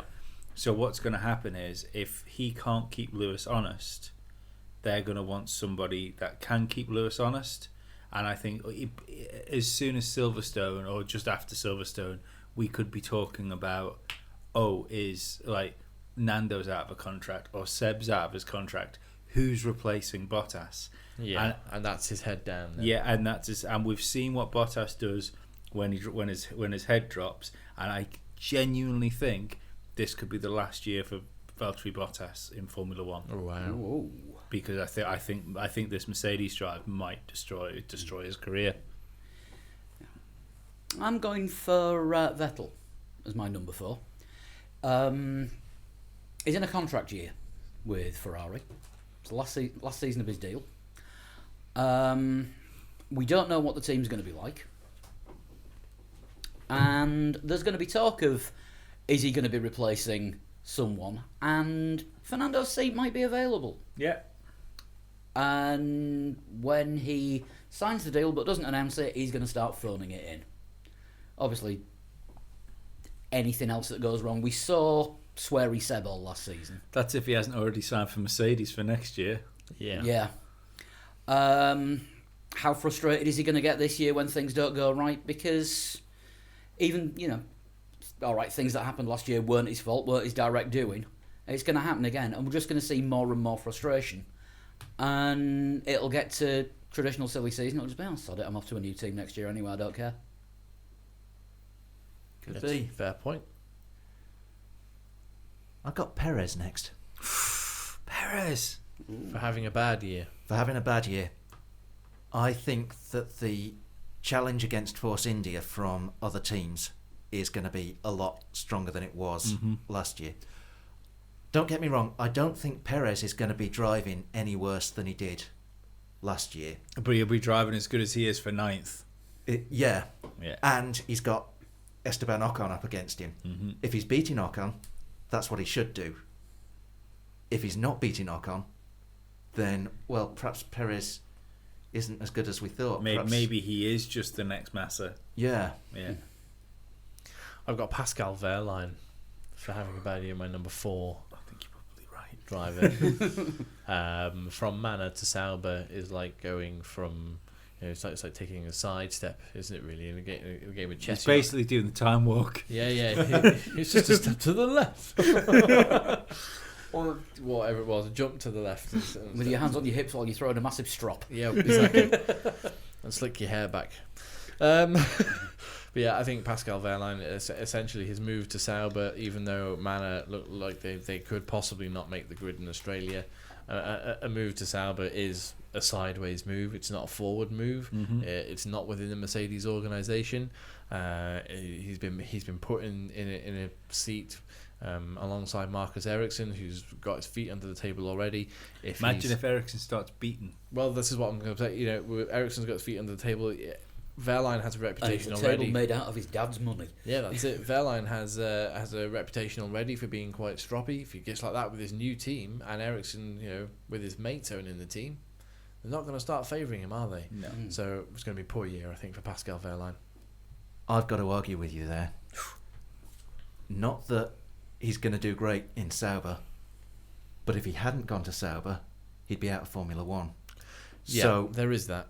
So it's a reasonably good year for Wehrlein compared to what would happen if he wasn't where he is. I'm looking at it from a look at what you could have won point of view.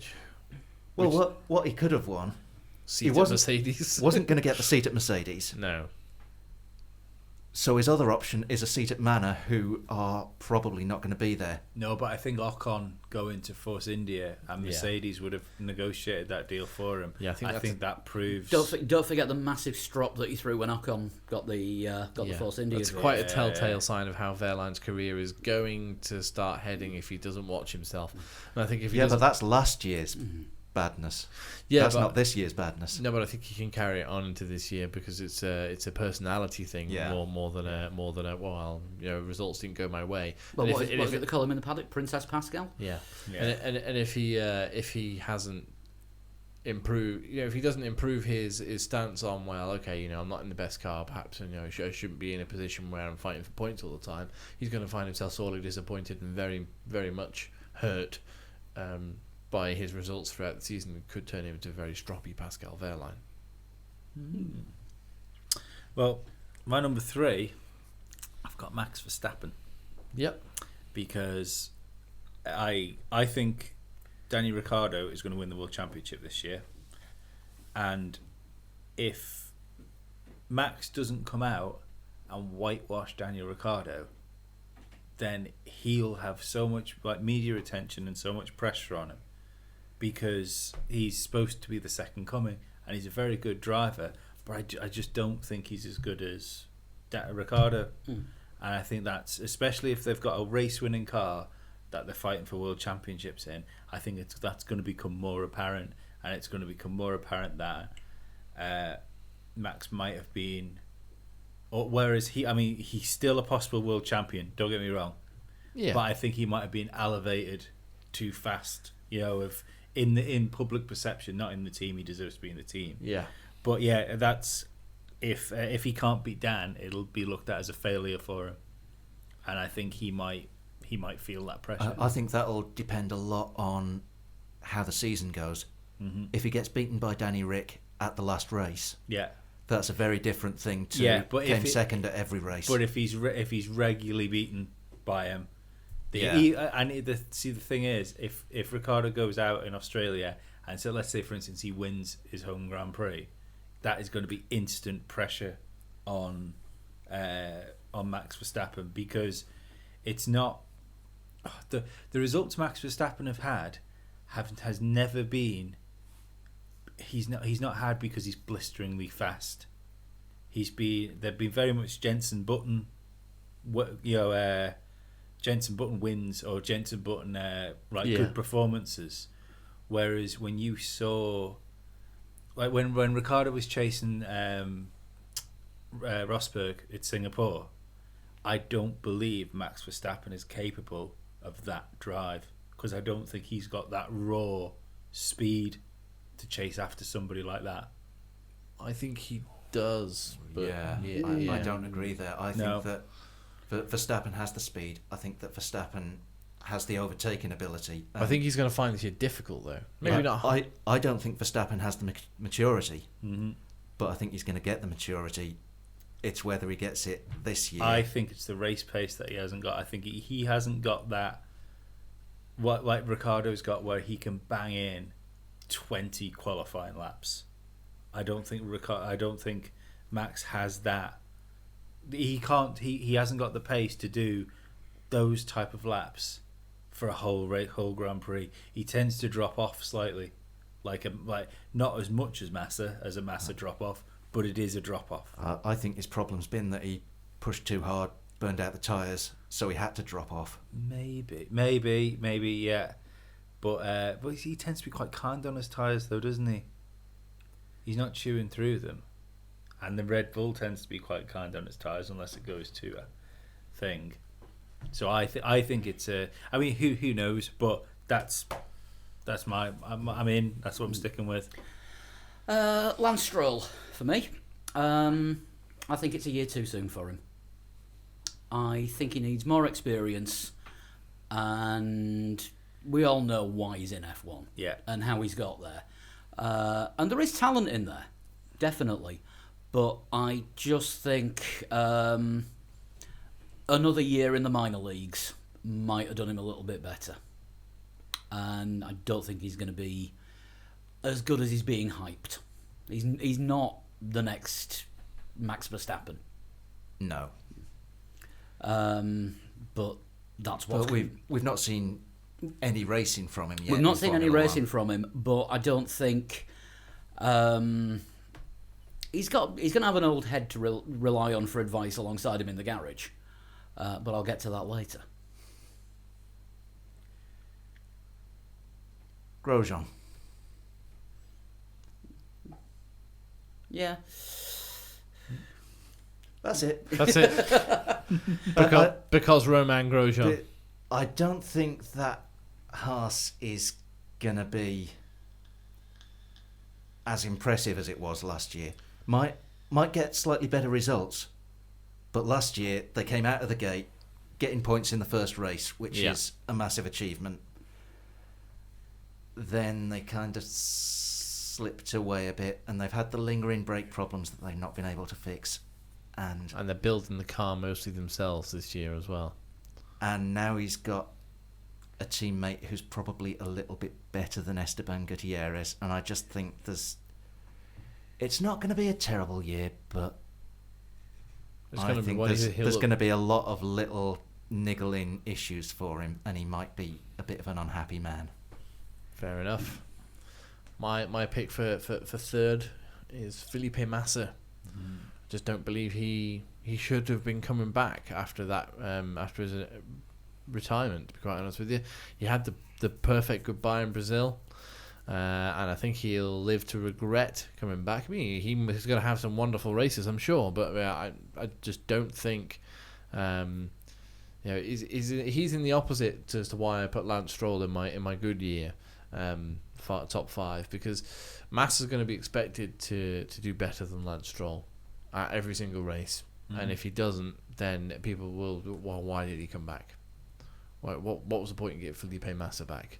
If he's not at least competitive, he's almost in a similar situation to Lewis Hamilton. He's not going to win no matter what he does. If he comes back and he's successful, well, yeah, he made the right decision then, didn't he, coming out of retirement? If he comes back and he's not successful, then he shouldn't have come out of retirement. So either way, he's not going to be looked at favourably at the end of this year. He should have stuck with his retirement, in my personal opinion. What would being successful look like for Massa? I think that Williams possibly capable of podiums. I don't think it could push for wins. I don't think Williams are that far up the road at the end of last season to allow the new changes to propel them that far up the grid, but possibly fighting for podiums. And if they are, and Massa manages to make podiums, then great. But he'll never get that goodbye like he got in Brazil. No, he just that was a perfect moment. That was the Hollywood moment, and Unless you he and I wins. watched. Unless he wins in Brazil next Unless he year. wins in Brazil, yeah. And then he gets to stand on top of the podium with the Brazilian flag. Yeah. And he wraps the championship up there. Yeah. 2 minutes this time. Then I will eat humble pie live on air. Not only does he wrap the championship up, when it comes to the... he retires after that race and doesn't do Abu Dhabi. he retires on the podium. I'm done. Hat in the crowd. See you later.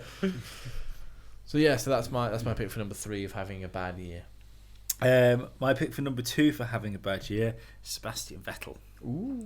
For pretty much the opposite reasons of why I had Kimi for a good year. Because the pressure is on. Yeah, because I mean, it's been the off season, and he's already been reminded once already that he has to perform to keep his seat, And also to calm down. Yeah, it's the that car is. I think it's going to be. I think it'll be the 5th best car on the grid. Really? You think it'd be behind Mercedes, Red Bull, Williams, and Force India? Mercedes, Red Bull, McLaren. I think it'll be behind McLaren as well. Possibly. I think that we will see what Allison's departure has done to that team within the first qualifying session at Australia. And I don't think Seb wants to be there. I think if he had the choice to get out of his contract and go to Mercedes and they wanted him, I think he'd have jumped ship. I don't think he's got that. You know, like Fernando fought for Ferrari. Yeah. You know, when Do he you was remember that there. cartoon of him dragging the stallion over Yeah. the line? Yeah, for the Fernando fought for Ferrari. I don't believe Vettel feels like he wants to fight for Ferrari. It's like he's fighting against Ferrari. Yeah. That's a fair point. Ferrari are fighting against Ferrari most Go of the on, time. Dan. I can literally hear your thoughts. That's good. I don't need to don't need to use my voice then. Yeah. No, Dan disagrees. I do. I don't think we would see Vettel getting so upset and frustrated by things outside of Ferrari if it was Ferrari that he was pissed off with. No, because I don't. He gets upset at the blue flags. He gets upset at Charlie Whiting's decisions. He's not getting upset for Ferrari though. He's getting upset for himself. He might not be getting upset for Ferrari, but at least in public, he hasn't been all that critical of them compared to, say, We'll see what. us. Well, I feel that the thing is there. Yeah, he hasn't. But we'll see what happens this year if Yeah. Ferrari can't get it together. My number 2, Massa. Basically, what Chris said. Yeah. It's a no-win situation, and we accused him of having switched off last season. During the season, after he announced he was retiring, we accused him every week of, well, he's only there to make up the numbers. Yeah, but he did pick it up again a little bit. He picks it up a bit towards the end, and he's had to have a complete change in attitude because for 4 months it was like, oh, this is it, I'm done, I'm finished, and now it's like, oh God, I'm back into it. And 5 million's a nice amount of cash, but is it enough to change his mindset that much? Possibly not. Wouldn't know. I would. I'd like the chance to find out. Well, yes. I would do disgusting things for 5 million. What, driver you driver do Williams. disgusting things for a Pop-Tart. That's my girlfriend you're talking about. Moving swiftly on. Dan, quick, your choice. Sorry. Sorry, guys. We've kind of lost it a little bit here after that one. Okay. Right. Moving on. Dan, second choice for driver having a bad year.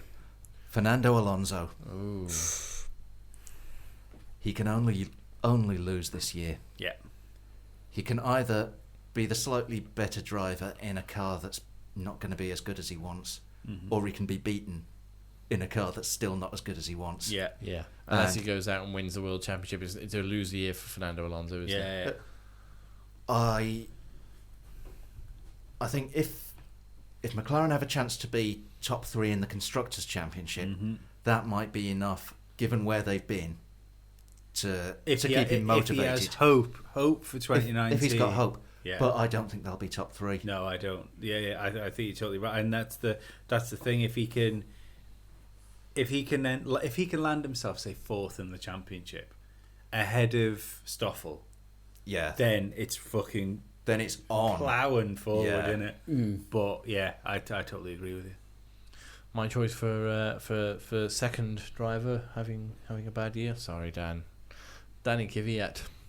I just think that people like us, shamefully, have put him under the microscope a little bit too much after his demotion from Red Bull last year. And although it's a great opportunity for him to rebuild, I'd like to see him do it.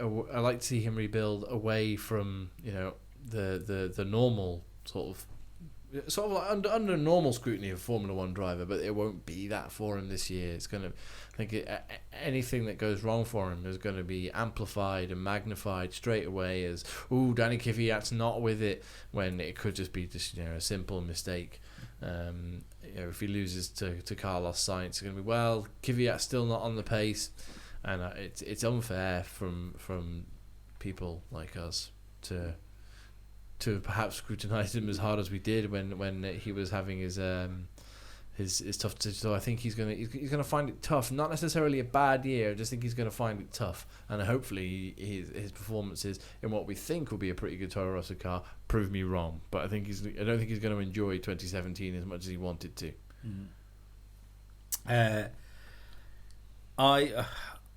I was half and half with this, and I think after I've done this one, I think we should be. If anyone's got an honourable mention they want to slide in as a last one for bad years, because I couldn't decide between two drivers for number one.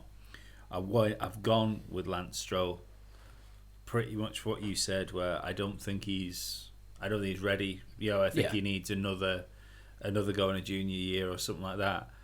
But I think he's gonna be beaten by Massa, like Dan was saying, and he will very much look like he's the rich lad with 30 million that came in, and it wasn't a good look for Max Chilton, and I think it's going to look very similar for Lance Stroll. I was a bit torn on my number one, but I'm going staringly obvious on this one, I'm afraid. Marcus Ericsson. This is Lance Stroll times an entire team. Lance Stroll's dad has bought a share in the Williams team with his money. Marcus Ericsson's backers have bought Sauber, guaranteeing him a seat. The Chilton factor comes into it. And basically, I just don't rate him as a driver. And Good hair. yeah. But Max Chilton Strange had eyes as well. Max Chilton had the occasional good hair day. Oh no, Max Chilton had a string of good hair days. But He's got strong hair game, hasn't he? But unfortunately, you put that helmet on, and the hair power disappears. No, you put the helmet in, and the power. No. No, I meant Max. I meant Chilton. I didn't mean like an actual. No. But Fresh torpedo. he's the second best driver in what's going to be the slowest team on the grid, assuming that Manor don't make it, or even if Manor do. Worst driver on the grid in the worst car. Yeah. Perfect storm. Yeah. You can't get worse. No. And if it was any other team that his backers didn't own, he wouldn't make it to the end of the season. All that engine needs is a Mechachrome badge. Oh no, worse. Play life. Slowest driver in the slowest car. You don't get much worse than that. Well, no, you don't. But I'll disagree with you for having a bad year, because purely for the fact that his mates own the team. It's going to be jolly hockey sticks all around. Sorry about that one, mate. I'll buy you a pint. But No, he's going to get absolutely crucified, because I think he will do. he's bulletproof in the team, Yeah. and mate, it makes no difference. He's still going to drive like about as bad as me. It might. I go have completely 6 the other driving way test round. failures under my belt. It might go the other way around though, because everyone knows how bad it is to let your mates down. So all of a sudden, if he's not performing and it's his mates that own the team, it might feel worse. Yeah. But nah, he's Or they might walk away going, "That was a ghastly race, wasn't it?" Cigars and champagne. Chin chin. I thought he was Swedish. No, we've had this before, Dan. vodka and herring. Something like that. Right, you're all looking at me expectantly. Go on. Well, that's because it's your go. Who's the driver you've nominated for the worst year? Yeah, I could only think of 4 that I thought were going to have a really bad year. So I haven't got a one. 5th one. Fair enough. That moves it on. Dan will have a terrible podcast. Which moves it on to my very controversial decision. Jenson Button's going to have a bad year. There'll be a triathlon that he doesn't win. 'Cause he'll be up against the Branley brothers. Yeah. I'm gonna. Do they make Only cakes? one of them. Only one of them? Johnny is it Johnny or Alistair who's retiring from Olympic distance? Oh, right. Oh, I didn't know that. Well, there you go. Yeah. So my pick for driver who's going to have a terrible year, and it's only relative to 2016, Sergio Perez, because of the Esteban Ocon factor. He's got to look over his shoulder at his new teammate all the time, who he knows is quick, and Mercedes have put him in that car because they think he's good enough to perhaps race in Mercedes at some point. Yeah. So they've put, and Perez is there like, oh crap, Hulkenberg's gone, and I know I can beat him on when I'm on a good day. Well, what excuse am I going to have for the new boy beats me? So we're worrying about that. Fortunately, he got 2 podiums early on in 2016. Well, sort of mid-season-ish in 2016, and then wasn't able to, for various circumstances, replicate that later on in the year. Unless this Force India is quick out of the box, I think he might struggle. And we were saying before about him, consistently finishing 7th-ish.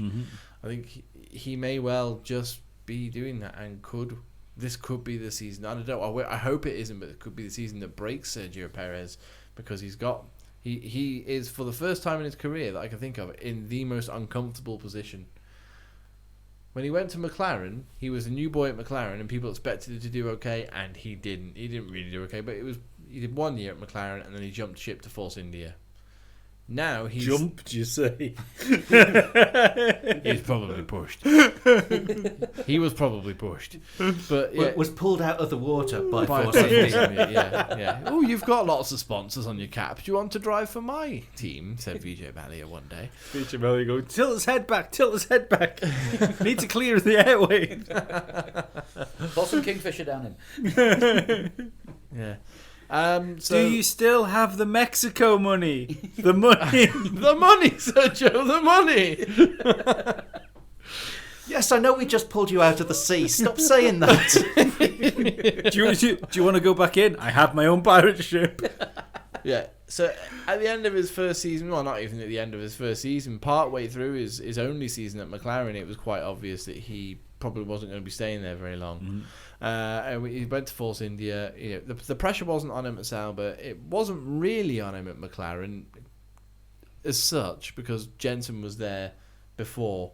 Essentially Sergio Perez was filling Lewis Hamilton's shoes at McLaren. So, he came away from that, was like, well, he wasn't as good as Hamilton, but we didn't think he was anyway. And then he went to Force India, and the pressure's not put on him at all. This is now the pressure is on Sergio Perez, and I like Sergio Perez, but I don't think he's going to be able to handle pressure very well. No, and I think Ocon's going to measure up to him rather well. I think so too. So that's my number one pick for a driver having a bad year, but that's in relation to having a wonderful year in 2016. Yeah. Well, I struggled slightly, so I want an honourable mention here, because there was 2. You can use my spare slot if you want. Thank you. But unfortunately, I've still got 2 drivers for the honourable mention. A good and a bad, or No, 2 bads. Because You're well pessimistic, you are. Oh yeah, the no Jensen, no point. The Toro Rosso, right? So let me start by saying it's going to have a good car this year, yeah? So they're going to get a good car. The drivers can't win in it, because Carlos Sainz has got 2 years left on his contract. He showed interest in wanting to go to Renault, and Red Bull wouldn't let him. They turned around and said, no, we've got 2 drivers, but who knows what's going to happen. We want a driver the caliber of Carlos that's there to plug into the car when and if we need him. So they are not going to allow him out of that contract he's got with Red Bull. So his pecker is going to be down, because he knows he's as good as Toro Rosso can be. He needs to leave that team, or he needs Danny or Max to leave. Kvyat, if he's getting beaten by Carlos, which I think he will do, will halfway through the season we'll have rumbles of, is he going to get replaced with Gasly? Because Red Bull should have put Gasly in that car anyway this year. So there's just neither of those drivers. The only way one of those drivers can win is if Kvyat can beat Carlos Sainz. That's the only good story that can come out of Toro Rosso. There is no good story for Carlos Sainz. they're in no-win situations. Carlos Sainz is effectively a Toro Rosso prisoner. I am afraid I disagree that there's no good result for Sainz. Mm-hmm. If Toro Rosso can take, say, 4th in the Constructors' Championship, that is a damn good result for. But that's for not the going to team. be enough for him, because there's nowhere for him to go. I think there is. I think there is, and I think we've talked about before the possibility of Red Bull and Toro Rosso Yeah. fighting for championships. And But we've I talked. think, I don't think that's ever going to happen, though. no, but I think if this is, and we've said this for the last 2 seasons, if this is Kimi Raikkonen's last year in Formula One, Mm-hmm. I think Carlos Sainz is a wonderful shout to go to Ferrari to replace No, him. because I don't think they'll let him go. I think Ferrari got all the money to splash it at Carlos Sainz. Why would you do it if you're Red Bull? Red Bull have all the money in the fucking world. They don't need their contracts bought out, and I they still don't know if you've got any thought. If you've got 2 drivers the caliber of Ricciardo and Max Verstappen, you want to keep those in the car. But there's always going to be if there is a Ferrari drive up for grabs, there's going to be the temptation for Max to go to Ferrari. If there's a Mercedes drive up, there's going to be a temptation for both of them, depending on what this car's like, to go to Mercedes. They're always going to want to have that driver there in case one of their young A-team drivers disappear. Carlos Sainz is tied into that Toro Rosso till 2020. And I just can't. He already turned around and said, "I can't sit here forever." I can't sit here forever."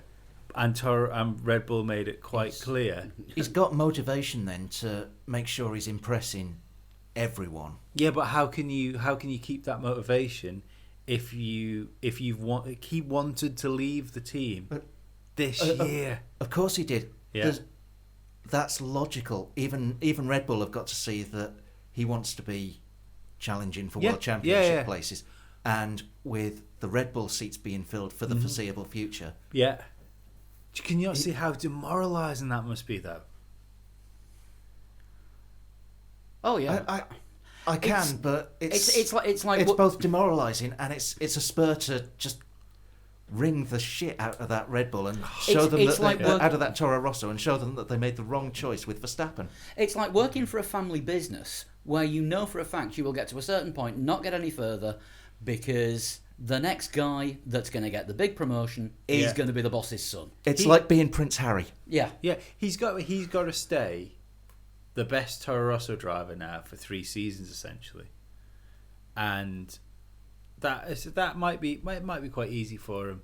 But I think maybe this year won't be the year it breaks, but then the year after, where he's got to do the same thing and he's getting the same results as he did this year in Toro Rosso, and then he thinks, I've got another year of this before I can even hope that there's another seat for me. We've said before, Toro Rosso is a fucking meat grinder for drivers. Yeah. And I think Carlos Sainz will end up being the next sausage in the meat grinder. I've got an honourable mention that fits between both lists. Alonso. Because it all depends on that many things. Are McLaren going to make the car better now that the team are under new leadership? Are Honda going to make the engine better now they've said, okay, we didn't get it right for the last 2 years, let's do what everyone else is doing and get some success out of it? If the pieces fit, he could have a great year. I don't think he's going to get his 3rd World Championship. No. But he could be challenging for podiums. If the pieces don't fit, it could be another year of him struggling to try and get out of Q2. I don't think it will be, because I think when it comes to testing, if that car looks anything like the car for the last 2 years, I think you'll see Jenson Button in it and not Fernando Alonso. Which will, Think or hope. Hope. Well, no. which will mean it's a bad year for Alonso. Yeah, because they'll get But to Australia and he'll get pole. But then if the car's good, you'll see Alonso in it, and it'll be a good year for Alonso. That's why I'm saying he fits between both. It'll be shit in testing. He'll leave. Jensen will get in the car and then they'll fix it. But I don't. Oh, hang on, I forgot this button. Click. Try that, Jensen. Oh, that was better. That works. So basically, what you're saying all McLaren need to do is install a button. I like the idea of someone stood there with a schematic. Go, oh, it's got a turbo. Oh, I just put it on the wrong way round. 1 second. Anyone got any other honourable mentions? Dan couldn't even think of 5. No, that's true. I don't know why I looked at you when I said that. Also, I think Verline is going to suck just because of the position that he's in. Yeah. Out of the frying pan into another frying pan. Into a more political frying pan. Yeah. He's the interloper. And again, he's not going to get the promotion because he's joined the family business. Yeah. It'll be interesting to see whether Massa has a crashy year, because you tend to see, drivers that maybe should have retired or are going to retire, like David Coulthard's last year, for instance, or Damon Hill's last year. People get a bit crashy. Massa usually has a crashy year when they change the regulations anyway, because remember when they got rid of traction control and all of a sudden he forgot how to take a corner? Yes. So yeah, it'll be interesting to see whether Massa gets a bit crashy. We might be able to have a Massa disaster predictor. No, we might be able to. We'll see how the season unfolds. It A could massacre predictor. the Massa Massacre. Yeah. We'll come up with something for the new season. We've been going for nearly 2 hours. Have we got time to do the second half of the quiz, or shall we leave that till next week? I don't mind. It's up to you. Because it's already a 1 hour 55-minute show after that. Oh, we can do it next week. We might not have any news. That is true. So if nothing happens, should we save the second half of the quiz for next week? Let's do that. All right, we'll do that then. And it's also 11:30. Oh, okay, that makes sense then. So obviously, if anything breaks, it'll be there on. We'll put it on Facebook. We're all over Facebook. We're all over Twitter. I'm trying to be more present on Twitter. I've noticed you've been sort of ramping it up a little bit of late. But still hate it. But I'm doing it for you. I'm doing it for you. So get in touch with me. You can get in touch with you on Twitter by tweeting, and you tweet. Your name is on Twitter at a total shunt. Yeah. You can also get us on 3 Legs 4 Wheels. I'm Pablo100, Chris. I'm Flood21. And Dan's really on Twitter anyway. Yeah. He's on. I'm quite quiet. Out of the 5 available social media settings, he's only got 4 social media accounts. I was quite taken by Mr. Chris's video today. Did you like that? I'm hoping sexy dancers soon. Sexy dances. Yeah. We'll see. Really, I should have given everybody a little bit more warning, sort of maybe 24 hours, but not rather than 6 hours before we recorded. No, like it was like a Grilla gig. But yeah, you can see that video on our Facebook page, which is facebook.com/3legs4wheels. Yeah, we know more of you use Facebook than are letting on to us, so just get over there and like the page and join in the chat and the news items and stuff that we post up. Yeah. What would be nice as well is if when we stick the link up for the podcast, if you could share it, would be very nice as well. That would be great, because this is our big push now for this year. Is we're getting pretty good numbers. And to make this all more viable and such like that, we need to start spreading the word. Yeah. You can also email us 3legs4wheels@gmail.com. Just like I've not shared this one with you guys yet. Just like Salem Al Suderi has done. Okay, cool. And he sent an email. Hello, gents. As it turns out, my wife, 5-year-old daughter, and I made a bet mid-season. If one of our respective favourite drivers won the championship, we would name our new pet after the champion. My wife, being a Button fan, Lee likes her already. Yeah, she's grand. More on looks than merit, I'm sure. Lee likes her already. My daughter, infatuated with Nico Rosberg. I'm sure not the last time I will disagree with the choice of men. And myself being the only pragmatic and realistic one favouring Lewis, despite his stupid off-track life choices. So may I introduce to you all their new kitten, and I will pop this on the Facebook page. Nico Hambutt. Nico Hambutt. He's called his kitten Nico Hambutt. He sent a photo with. Just show this to everyone in here now. Very cool. I will, if you don't mind, Salam, I will share this photo on the Facebook page as well. That cat's like got fucking human-sized arms. That's the human. Oh, sorry. Yeah, that's the guy that's holding him. He's wearing a fleece. That's why you can't tell. Looks like a Mercedes fleece. If anyone else wants to send us the pictures of their cats. We should start the Podcat gallery. Oh, yes. That's a wonderful idea, actually. That's brilliant. Yeah, we'll even put that on the website, which you can find at 3legs4wheels.com. Send us pictures of your cats. Yeah, if you can, we're all cat fans here. And don't forget, we also have the Patreon set up. You can donate to us just to provide our running costs for hosting, kit, everything like that. Yeah. And you can find us at patreon.com/3legs4wheels. You get lots of extra stuff on Lots that. of extra stuff on there. There's an extra podcast, usually around about half an hour every week. Some of it's about Formula One, but most of it really isn't. We've got some postcards to get sent out. We're designing T-shirts for people. Yeah. There's going to be button badges coming soon. Not Jensen button badges, just pin I'm badges. out. You're designing them. Didn't tell you that one. There will be Jensen button badges there. Yeah. In that case, we better get something else. But if you want to, if you'd like to help us out, just like the great people that do so far, just want to say we really appreciate all the help that we've been given from you every month. And Thank we you will very, buy you very a much. beer if we meet you at a circuit. Yeah, definitely. Yeah. And again, if like obviously not everybody has the spare cash to go and to patronise people for things like that. So if you can't do it, that's fine. But if you're not doing, you could do the sharing bit. Yeah.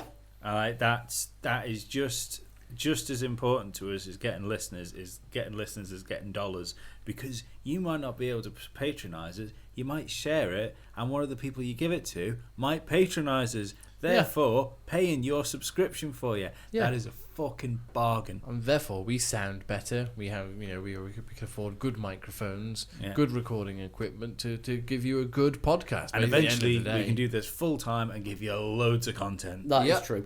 Also, just want to give a shout out to Rowan Baldock, who sent us a message on Facebook saying that he discovered us over Christmas while he was in hospital. So we all hope you're feeling better now. What's wrong with us? All the best. He didn't say, but he just said he discovered the podcast in hospital over Christmas, and he wishes he'd found us sooner. I hope it's not terminal. Well, he might be a doctor. That's true. That's true, actually. I never thought of that. And We found us in hospital because Sorry, somebody dropped their iPod. it just sounds very final. I wish I'd found you sooner. that's the podcast, not the cure. And Mike McPherson, keep drinking the scotch. Nice one, Mike. We will see you next week. We will indeed. And we will definitely do the second half of the quiz then. Probably. Yeah. See you later. Bye-bye. Bye. Bye bye.